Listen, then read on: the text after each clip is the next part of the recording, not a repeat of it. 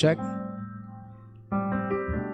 Ayan, so magandang gabi po sa bawat isa sa atin. Purihin ang pangalan ng Panginoon at welcome po sa ating Friday night prayer meeting dito sa JCBC. At tayo nagpapasalamat sa Diyos. Ito yung araw na, yes, umulan pa rin naman, pero ito na yung araw na pinakakakaunti ang patak ng ulan for the last almost 20 days, na talaga namang basang-basa, napakahirap matuyo ang mga nilabahan. Nevertheless, salamat sa Diyos sa kanyang biyaya at patuloy na kahabagan, pagsustento sa atin. Salamat din sa Panginoon sa patuloy na pag-iingat niya at patuloy na pagkakaloob niya ng ating mga pangangailangan. Ilang mga announcements and reminders po bago tayo dumako sa ating short Bible study this evening. Nakakasa ang ating sports fellowship this coming August 21.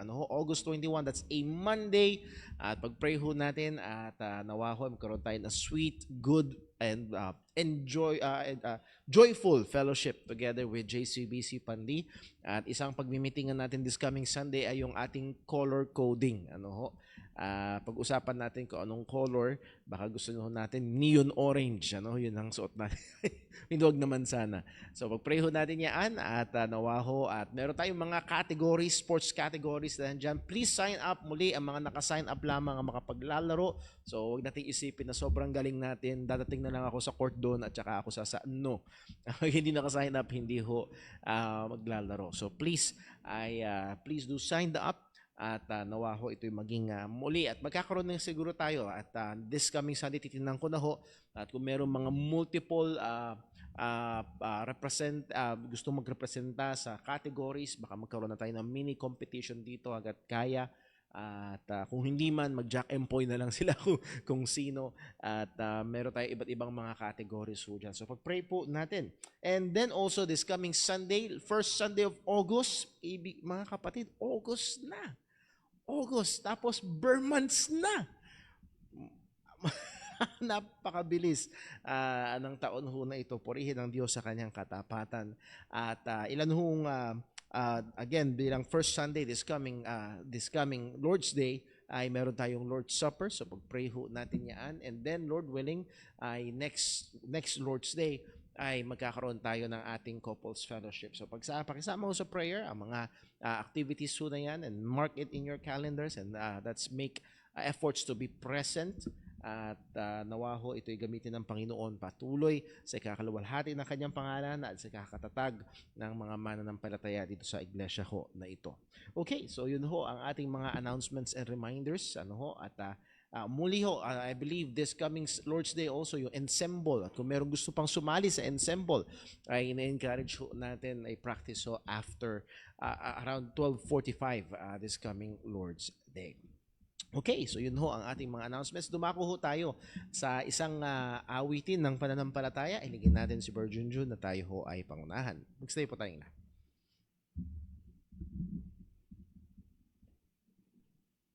Amen. Umawit po tayo muna. Gawitin po natin ang glory to His name.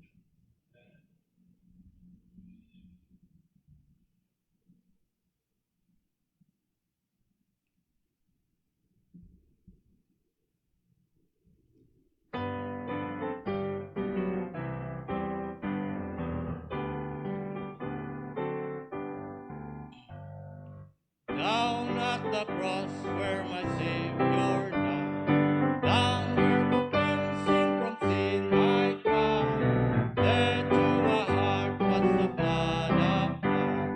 Glory to His name, glory to His name, glory to His name. There to my heart was the blood applied. Glory to His name.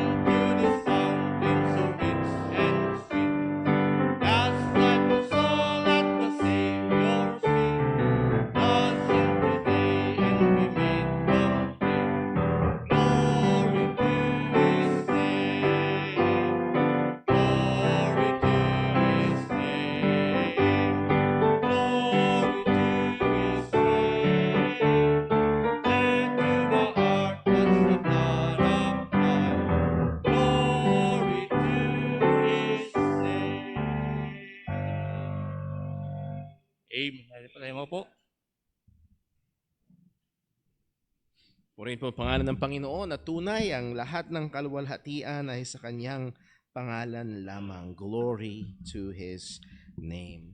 Minsan ho ako ay nakikinig ng isang question and answer forum after ng isang conference.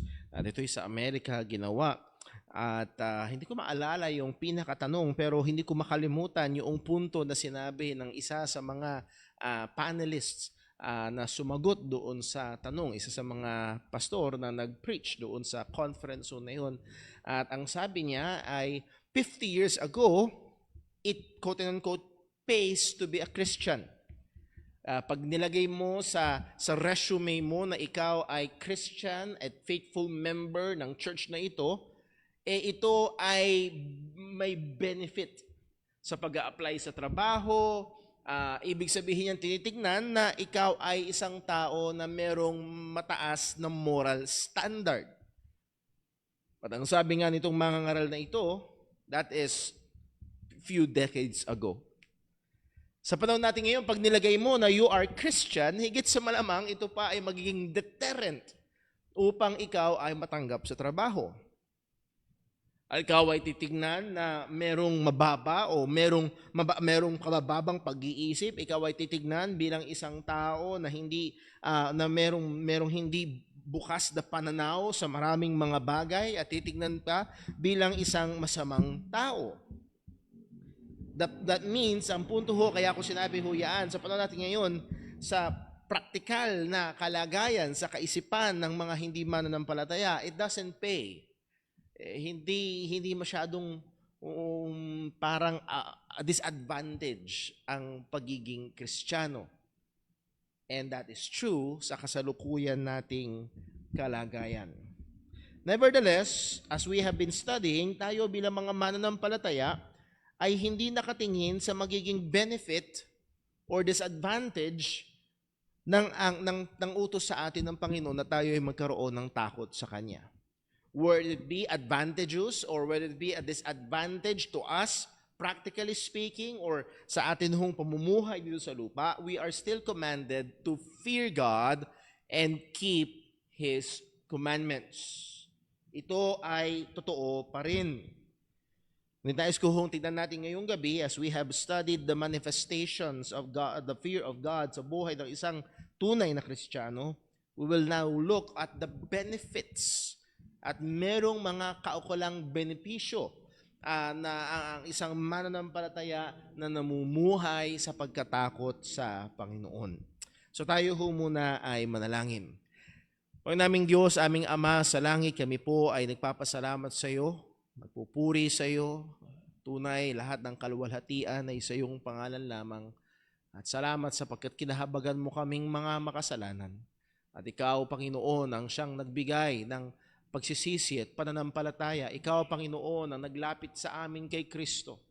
Salamat, Panginoon. At dalangin po namin sa aming patuloy na pag-aaral patungkol sa pagkatakot sa iyo, Panginoon. Muli, hindi lamang ito maging mga bagay na alam namin, kundi ito'y maging totoo sa aming mga buhay.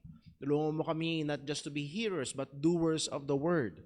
Tulungan mo kami, O Diyos, na lalo pang lumago, lalo pang maging tapat, lalo pang maging mainit sa aspeto na ito ng aming buhay. O Diyos, ikaw pong patuloy na maluwalhati at alam mo po, Panginoon, ang iba't ibang mga bagay na mga kabigatan, mga pangangailangan ng iyong mga mananampalataya. O Panginoon, muli, as we come to you in prayer mamaya, nawa ito'y lalong magturo sa amin na dumepende sa iyo, magturo sa amin na umasa sa iyo. Makita namin kung gaano kami kahina at yun din, lalo pang makita kung gaano ka kalakas. Ama, ikaw ang maluwalhati sa aming kalagitnaan. Sa pag-aaral na ito, ikaw po nawa ang gumabay. Patawarin mo kami sa aming mga pagkakasala laban sa iyo, O Diyos. At pakita mo sa amin kung gaano ito karumal-dumal sa iyong harapan. At tulungan mo kaming patuloy na labanan, patayin ang mga kasalanang nakatahad pa sa amin. Dalangin namin ito sa ngalan ng aming Panginoong Hesukristo. Amen. Well, let me invite you to open your Bibles, please po muna sa Luke chapter 17. Luke chapter 17 and verse number 7. Luke chapter 17, verse 7. At dito, gumamit ng isang analogy ang ating Panginoong Hesukristo. Luke 17, verse 7. Ayan. Ang sabi ng ating Panginoong Hesukristo ay ito, "But which of you, having a servant plowing or feeding cattle, will say unto him by and by, when he is come from the field, go and sit down to meat?"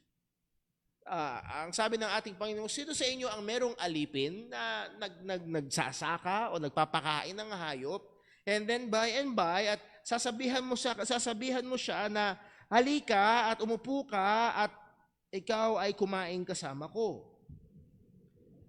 Well, hindi yun ang sasabihin.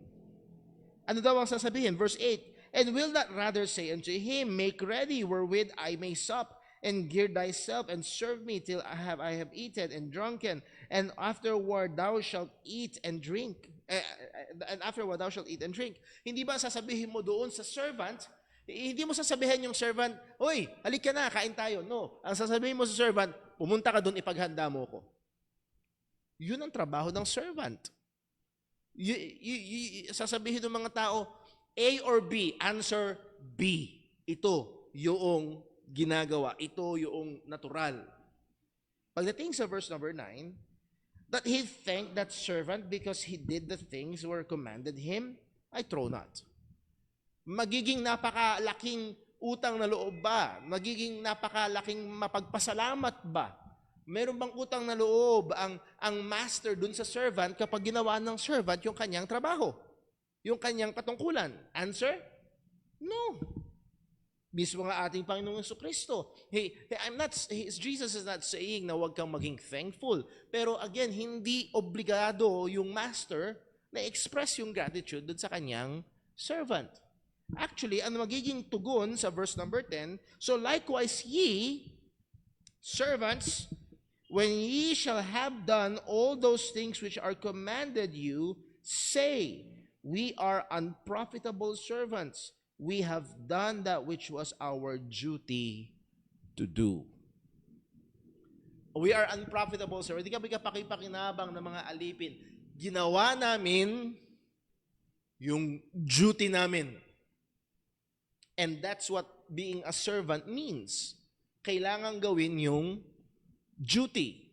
Now, bakit ko sinimulan dito? Sapagkat merong kaisipan ngayon sa marami, maging sa mga nagpapakilalang Kristiyano, at maaaring meron sa ating isip na tila baga ang pag tayo ay gumagawa ng kalooban ng Diyos, pag tayo ay sumusunod sa mga kautusan ng Diyos, tila baga may utang na loob ang Diyos sa atin. Na, "Lord, dapat ganito ang gagawin mo. Dahil ginawa ko to, dahil nag-church ako, dahil nagbigay ako, dahil nagtanim ako, dapat ganito." Well, we're not thinking as servants. Now, ang punto dito ay ito. Kung tayo ay gumagawa ng ating trabaho, that's good. At hindi obligado ang Diyos na gantimpalaan tayo, na bigyan tayo. Now, with that truth in our minds, punta tayo sa Hebrews chapter 6.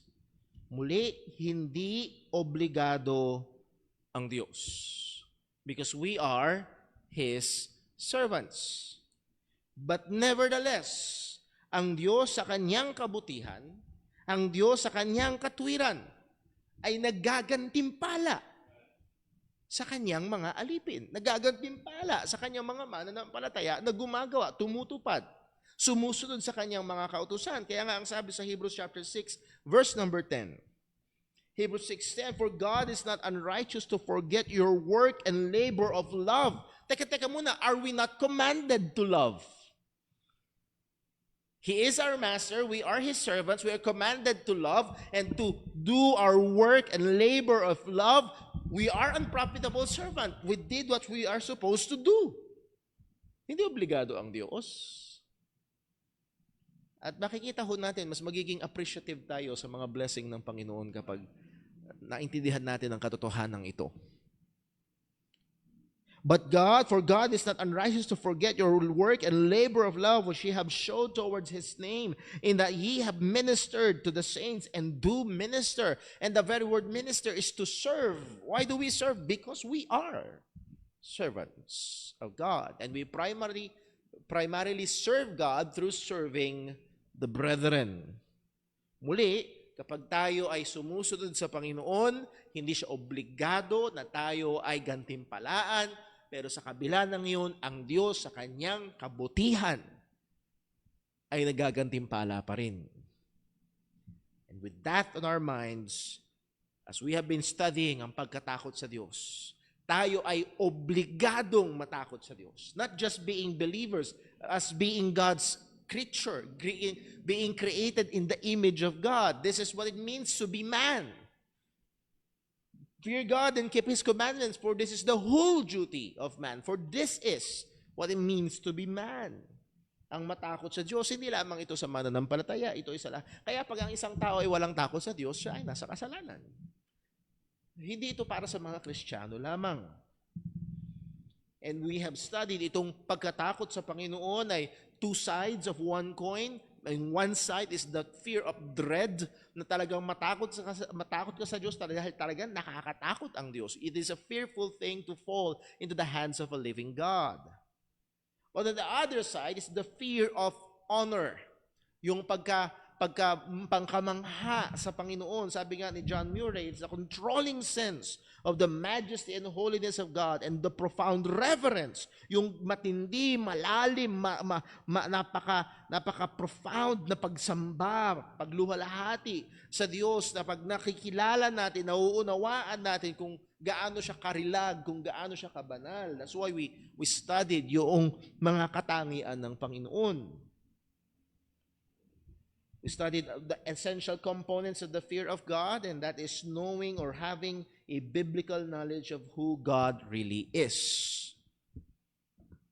Kailangan meron tayong tama at maayos sa pananaw kung sino ang Diyos talaga sang-ayon sa kanyang salita. And then number 3, we studied the causes of the fear of God. And ang cause ng pagkatakot sa Diyos ay nanggagaling lamang sa Panginoon. Ito'y galing sa Diyos, ito'y bigay ng Diyos, ito'y nanggagaling sa patuloy exposure natin sa salita ng Diyos at patuloy na buhay ng pananalangin at pag-apply sa ating mga sarili ng mga biyaya o daluyan ng biyaya ng Diyos or means of grace.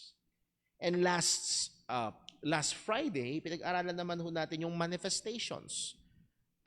Last 2 Fridays, paano nakikita ang pagkatakot sa Diyos sa buhay ng isang tao. Let us review.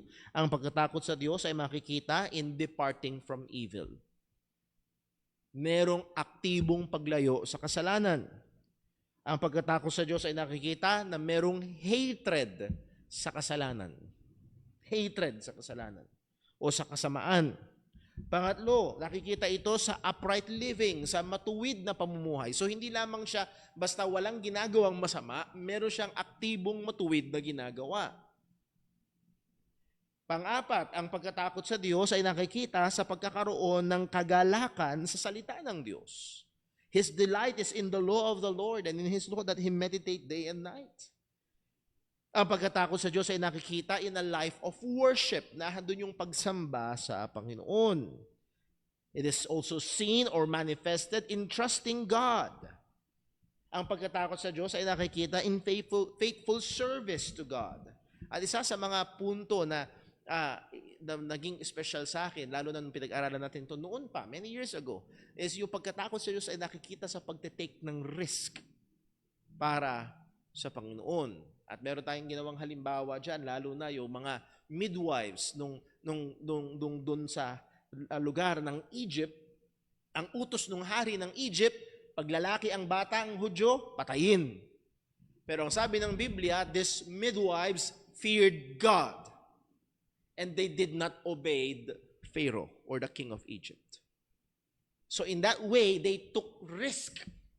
Inutusan sila ng hari, pag lalaki ang bata, patayin. At again, makikita natin ito sa marami pang mga karakter sa Biblia that they, quote and unquote, took risk because they fear God. Isa pa siguro ang halimbawa sa Hebrews chapter 11, wala ho sa ating notes. Hebrews chapter 11, merong magandang sinabi dito sa Hall of Fame of Faith. Pagdating kay Moses, ang sabi ng salita ng Panginoon, Hebrews chapter 11, verse number...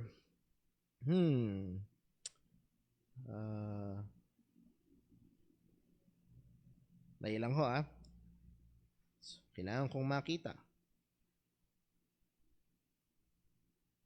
Verse number 24. Hebrews chapter 11, verse number 24. Ang sabi, by faith, Moses, when he was come to years, refused to be called the son of Pharaoh's daughter, choosing rather to suffer affliction with the people of God than enjoy the pleasures of sin for a season, esteeming what? The reproach of Christ greater riches than the treasures of Egypt, for he had respect unto the recompense of the reward. By faith forsook Egypt, not fearing the wrath of the king, for he endured as seeing him who is invisible. Not fearing the wrath of the king. Physically speaking, humanly speaking, maraming pwedeng gawin yung king. At sa pananaw natin, he took risks. At all throughout Christian history, si Stephen, he took risk to preach the gospel. Ano nangyari sa kanya? Binato siya hanggang mamatay. Si Pablo, all throughout his life, after his conversion, took risk. Ang sabi niya, every day may banta sa buhay ko for the gospel of Christ. Again, makita natin because they fear God. Now, Lord willing, ang ating bibigyan pansin nga ho ngayong gabi ay ang benefits. Ano ang benefits ng pagkatakot sa Diyos? Well, unang benefit nito at pinakadakilang benefit nito, ang pagkatakot sa Diyos ay magdadala sa isang tao sa kaligtasan. Ang maayos na pagkatakot sa Diyos ay magdadala sa isang tao sa kaligtasan. Ang sabi sa Luke chapter 12 verse 4, ang sabi ng ating Panginoong Hesukristo ay ito, Luke chapter 12 verse 4, and I say unto you, my friends, be not afraid of them that kill the body, and after that have no more that they can do. Okay, matakot sa kanila na kayang pumatay ng katawan, pero pagkatapos wala na silang kayang gawin. But I will forewarn you whom ye shall fear. Fear him which after he hath killed hath power to cast into hell. Yea, I say unto you, fear him. So this is Jesus redirecting the fear from the fear of man to the fear of God, at matakot ka daw sa Kanya na may kapangyarihan na wakasan ang iyong buhay sa lupa, at pagkatapos may kapangyarihan din na daling ka sa impyerno. Matakot ka sa Panginoon. As Hebrews 10:31 said, it is a fearful thing to fall into the hands of the living God. Kung ikaw ay kaaway ng Diyos, kung ikaw ay hindi mananampalataya, ang pagkatakot sa Diyos ay magkaroon ka ng sense ng grandeur, ng tindi, ng kabanalan ng Panginoon. At itong pagkatakot na ito sa iyo ay magtulak upang ikaw ay manampalataya sa ating Panginoong Hesukristo. Sabi nga ng Romans chapter 2 verse 4, yes, hindi nabanggit ang pagkatakot sa Diyos, pero naroon yung essence ng sabi ni Apostol Pablo, or despisest thou the riches of His goodness and forbearance. And this is the reverse or the opposite of fearing God. You despise God. Hindi pwedeng, yun, kung wala kang takot sa Diyos, binabaliwala mo ang Diyos. At ang sabi ni Apostle Pablo, or despises thou the riches of His goodness and forbearance. And long-suffering, that means binabaliwala mo yung kanyang mahabang pagpapasensya, binabaliwala mo ang kabutihan ng Panginoon. Bakit? Not knowing that the goodness of God leadeth thee to repentance. So the understanding of who God is, the understanding of God's goodness, the understanding of God's patience should lead a person to repentance, to salvation. So ang pagkatakot sa Diyos ay magdudulot o maghahatid sa isang tao sa kaligtasan. This true and great fear grips the heart, at makikita niya kung gaano siya talaga karapat-dapat sa puot ng Diyos dahil siya ay makasalanan. Sa biyaya ng Panginoon, siya ay pupunta o lalapit kay Kristo para sa kanyang kaligtasan. Now, yes, as we have studied palagi at lagi natin pinapaaral dito sa church, it takes the regenerating, supernatural work of God para ito mangyayari. But it is not devoid of the fear of God. Nahandoon yung realization. Sabi nga ho ng 2 Corinthians chapter 4 verse 3, 2 Corinthians 4:3, but if our gospel be hid, it is hid to them that are lost. At anong kalagayan ng lost? In whom the God of this world, which is Satan, had blinded the minds of them which believe not, lest the light of the glorious gospel of Christ, who is the image of God, should shine unto them. Napakatindi ng kanilang kalagayan. For we preach not ourselves, but Christ Jesus the Lord, and ourselves your servants for Jesus' sake. Verse 6, for God who commanded the light to shine out of darkness hath shined in our hearts to give the light of the knowledge of the glory of God in the face of Jesus Christ. How come na nakita mo si Kristo? Kasi nagbigay liwanag ang Panginoon sa iyo in a in a miraculous way. At kinumpara ito ni Pablo dun sa Genesis 1 when God said, let there be light. So muli, kailangan ng pagkilos ng Diyos upang yung pagkatakot sa Diyos na yun ay magdala sa iyo sa pananampalataya kay Kristo. So it brings salvation. Salvation. Now, sa atin ng mga mananampalataya na, sa atin ng mga ligtas na sa biyaya ng Panginoon, as we grow in the fear of God, as we seek continually to be in the fear of God, ano ang mga benefits nito? Well, una, hatiin natin sa dalawa. We will look at temporal blessings, and then we will look at spiritual blessings. Temporal or physical blessings, earthly blessings, and then spiritual blessings. Una, tignan natin, let's look at the temporal blessings. Number 1, the fear of God gives us safety. The fear of God gives us safety. Proverbs 14, verse 26. Proverbs 14, verse 26. Ang sabi ng Proverbs 14:26 ay ito, in the fear of the Lord is strong confidence, and his children shall have a place of refuge. Kung naalala niyo ho, yung pag-aaral natin on how to study the Bible when it comes to Psalms, merong parallelism, and ito ay isang magandang example sa Proverbs. Ito ay isang example ng parallel. This is saying almost the same thing in a different way. At nahatun yung development, hindi lang yung God-fearer, but even the next generation of the God-fearer. Ang sabi ng Proverbs 14:26, the fear of the Lord is strong confidence, and his children shall have a place of refuge. The word confidence here primarily means assurance or security. Yung daw may takot sa Diyos, yung nasa takot sa Panginoon, yung taong nahandoon sa pagkatakot sa Diyos, meron siyang strong confidence. Meron siyang strong assurance. Meron siyang strong security. And this security or safety is amplified by the adjective word, the word strong, meaning mighty. Hindi ito basta, merong matinding kumpiyansa, merong matinding seguridad ang isang taong may takot sa Diyos. Notice, in the fear of the Lord, not with or by, but in the sphere of. Kung ikaw ay naroroon sa kalagayan na may pagkatakot sa Diyos, ito ay nagbibigay sa iyo ng matinding seguridad. Sa Proverbs 18, verse 10, ang sabi, the name of the Lord is a strong tower. The righteous runneth into it and is what? Safe. Again, the name of the Lord, hindi ito yung proper name na yung lumalabas na tunog sa ating bibig. Kung sino ang Diyos, again, the name represents who God is, His attributes. Hindi ito yung magical name na kagaya nung sinasabi ng iba. The name of the Lord means the Lord Himself and His entirety of who He is a strong tower, the righteous, and that is another way of saying the God-fearer, runneth into it and is safe.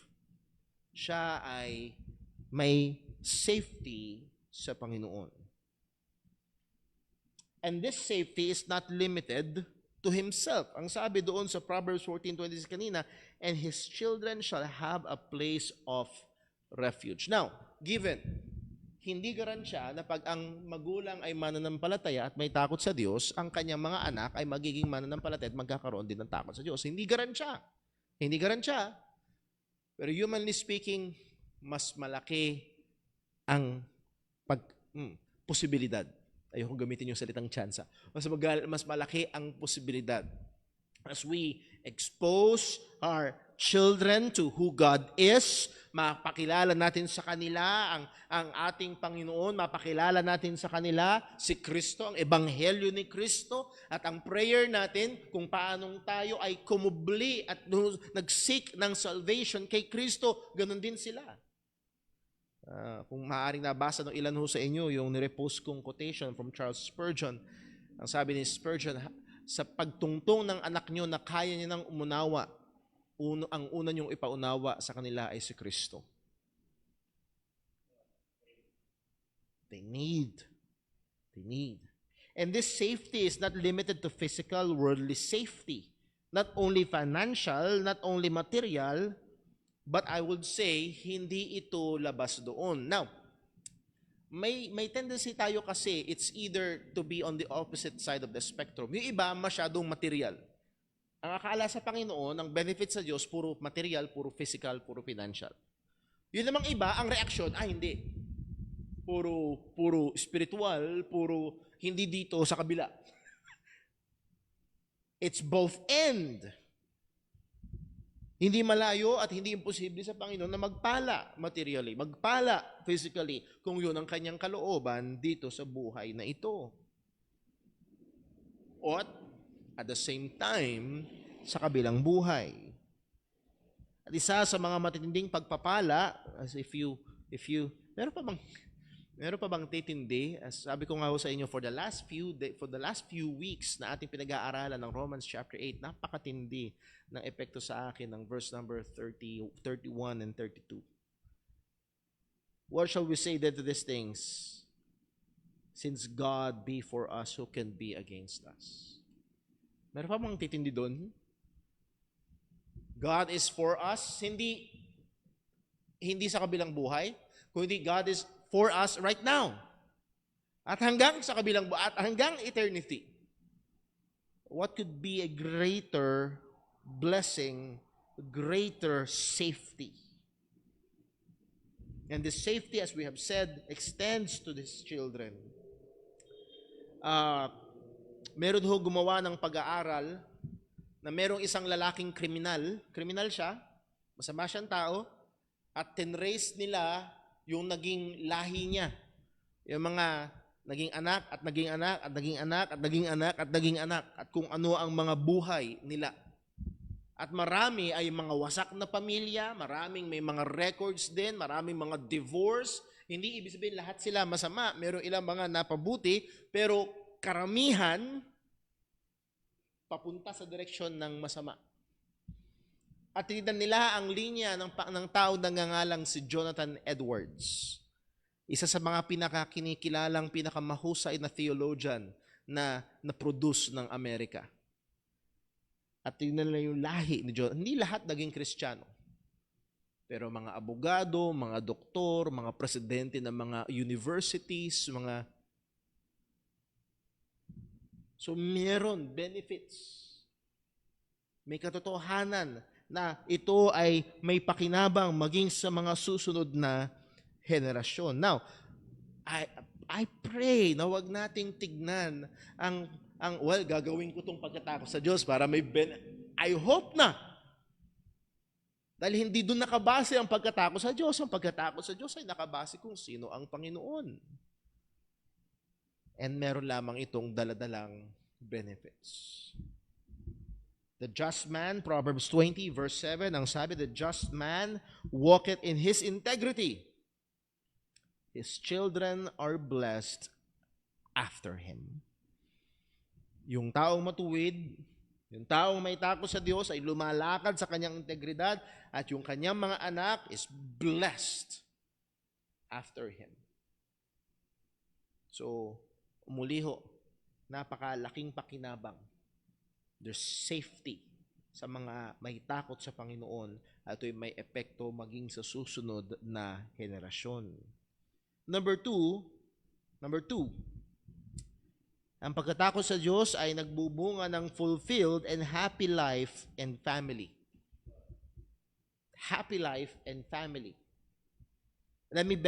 Siguro better itong i-describe not just happy but fulfilled life.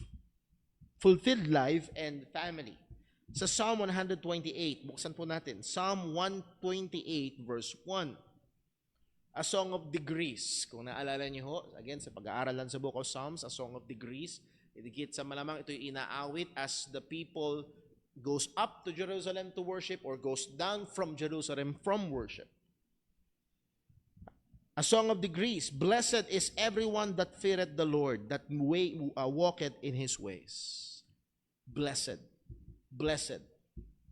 At yung word the blessed, kung yun naalala, pinag-aralan natin noon ng Psalm 1, ang ibig sabihin ang literal na translation ng word na blessed is happy.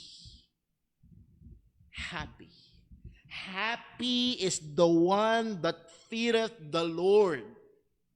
Masaya in the truest sense of being happy. At hindi lang dahil may pera, hindi lang dahil walang sakit. Yung happiness na nakadepende sa happenings, mababaw yun. Pero merong happiness, merong joy, merong gladness sa kabila ng mga sitwasyon na hindi maganda. At sino daw ang meron ito? Blessed or happy is the one. Well, actually, everyone. Hindi ito limited sa mga spiritual elites. This is for everyone that feareth the Lord. At ang description nito is that they walk in His ways. Verse 2. For thou shalt eat the labor of thine hands. Happy shalt thou be, and it shall be well with thee. You will eat the labor of your hand. At ang larawan nito ay isang taong may takot sa Diyos, isang taong sumusunod sa Diyos, at isang taong makikinabang sa gawa ng kanyang kamay. So makikita natin dito, hindi lang ito patungkol sa pastor na nasa church na naglilingkod, kung hindi ikaw man ay anuman ang iyong gawain at gawa ng iyong kamay, at lalo na sa panahon natin ngayon, kung may negosyo, nagnenegosyo ka, kung empleyado, nagtatrabaho ka at sa sweldo ka, at kikita ka sa negosyo, and you will be able to, for thou shalt eat the labor of thine hands. It speaks of benefiting from the labor of thine hands. Ang dami natin pwedeng sabihin tungkol dito. Pero ang sabi, happy shalt thou be, and it shall be well with thee. Medyo gasgas na, pero totoo.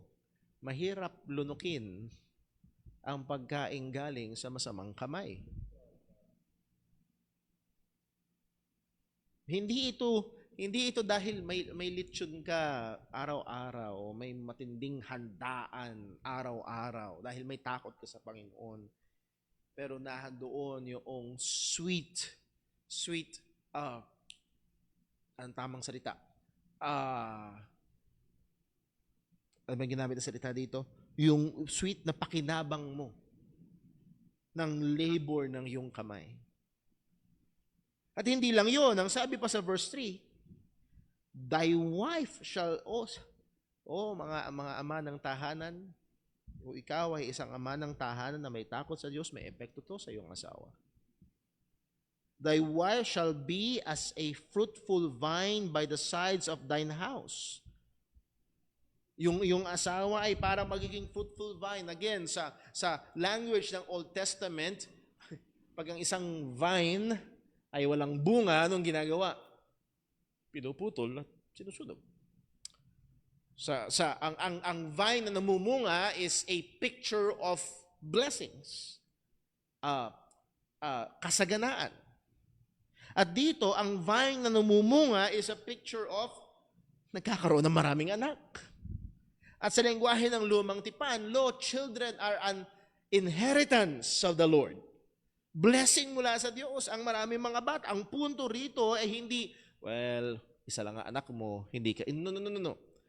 Ang punto rito, nahadun yung pagpapala ng Panginoon. At ang sabi, not just the wife, thy children like olive plants round about thy table. Oh, wow. Again, this speaks of security, plenty. This speaks of a very good situation. Hindi tagtuyot, hindi patay yung mga halaman. Ito ay namumukadkad, ito ay yumayabong. Ito ay napapakinabangan. Verse 4. Behold, that thus shall the man be, blessed that feareth the Lord. Sino daw ito? Yung may takot sa Diyos. Again, hindi ito ibig sabihin na laging maganda at laging masarap at laging masaya. Pero nahandoon yung fulfilled life. There's also that joy from the Lord. Naniwala ho kayo, isang na-appreciate ko talaga sa ating church. Not to brag or to para itaas ang kapatid natin, kung hindi nakikita ko yung biyaya ng Diyos sa kanila. Si Brother Dave, may hirap, maraming challenges, kahit pagkatapos ng operasyon at ilang mga programming, hindi pa rin solved na solved, meron pa rin dala-dala, pero makikita, pag pinakinggan nyo siya, there is that joy. Laging nandun yung pasalamat sa Panginoon. So again, ang pagkatakot sa Diyos ay nagbibigay ng fulfilled and happy life and family. At particularly dito sa passage ito, binigyan din yung lalaki, ama ng tahanan na may takot sa Panginoon. What an effect. What an effect sa ating mga tatay. Anong tinding epekto kapag ang ama ng tahanan ay may takot sa Panginoon. Number 3, hindi masyadong tatagalan. Number 3, longevity. Benefit ng pagkatakot sa Diyos, it may, and it can, and it does give long life. Proverbs 14, verse 27, the fear of the Lord is a fountain of life, to depart from the snares of death. Ang pagkatakot sa Diyos ay nagbibigay ng mahabang buhay. Proverbs 10, verse 27, the fear of the Lord prolongeth days, but the years of the wicked shall be shortened. Again, merong mga tao na may takot sa Diyos na maagang namatay. Take Stephen, for example. Wala siguro magko-question sa atin. Ang tao na ito ay may takot sa Panginoon. Pero maaga siyang namatay. So muli, Proverbs. These are generally true. At lalo na sa history ng mga anak, sa history ng Israel, kapag sila ay sumusunod sa Panginoon, sila nabubuhay sa takot sa Diyos, iniingatan sila ng Panginoon. Pero kapag sila ay sumusuway sa Panginoon at sumasamba sa mga Diyos-Diyosan, pinahihintulutan ng Diyos na sila ay masakop at libu-libo sa kanila ang namamatay. Here's a general truth that God blesses a God-fearing person. At isa sa maaaring ibigay ng Panginoon is a long life. Proverbs 9:10, the fear of the Lord is the beginning of wisdom, and the knowledge of the holy is understanding. Verse 11, for by me thy days shall be multiplied, and the years of thy life shall be increased. This can be very practical. Kung ikaw ay isang taong may takot sa Diyos, hindi mo gagawin ang mga bagay na ayaw ng Panginoon. Hindi ka mag-e-engage sa mga aktibidad na ayaw ng Panginoon. Hindi ka mag-e-engage sa mga bisyo na ayaw ng Panginoon at magpapaigsi ng iyong buhay. That can be very, very practical. Proverbs 19, verse 23, ang sabi, the fear of the Lord tendeth to life. He that hath it shall abide satisfied. He shall not be visited with evil. Napakatindi ng pagkatakot sa benefits ng binibigay ng pagkatakot sa Panginoon. And lastly, medyo nahagingan na natin ito, the fear of the Lord can bring material blessings. The fear of the Lord can bring material blessings. As we have hinted na kanina, tayong mga servants ay hindi karapat-dapat. Pero ang Diyos natin ay matuwid at lubhang mapagpala. na ang mga naglilingkod ay binibigyan niya pa rin ng mga biyaya. Ang sabi sa sa Psalm 34 verse 9. Psalm 34 verse 9. O fear the Lord. Psalm 34 9. O fear the Lord, ye his saints, for there is no want to them that fear him. Again, that word want, the Lord is my shepherd, I shall not want. Hindi yung, ay, wala akong gusto. Hindi. Wala akong pagkukulang. Hindi ako kakapusin. Yun ang punto. The fear of the Lord, fear the Lord, ye his saints, for there is no want, there is no lack to them that fear him. Ang sabi sa verse 10, Psalm 34 verse 10, the young lions do lack and suffer hunger. Hindi ito yung lion na may sakit. Hindi ito yung lion na matanda na at uugod-ugod. The young lions in their prime, the king hunters of the jungle. Ang mga lions na ito na talagang built for hunting, nagkakaranas magutom. Itong mga king of the jungle, nakakaranas ng gutom. Pero ang sabi, but they that seek the Lord shall not want any good thing.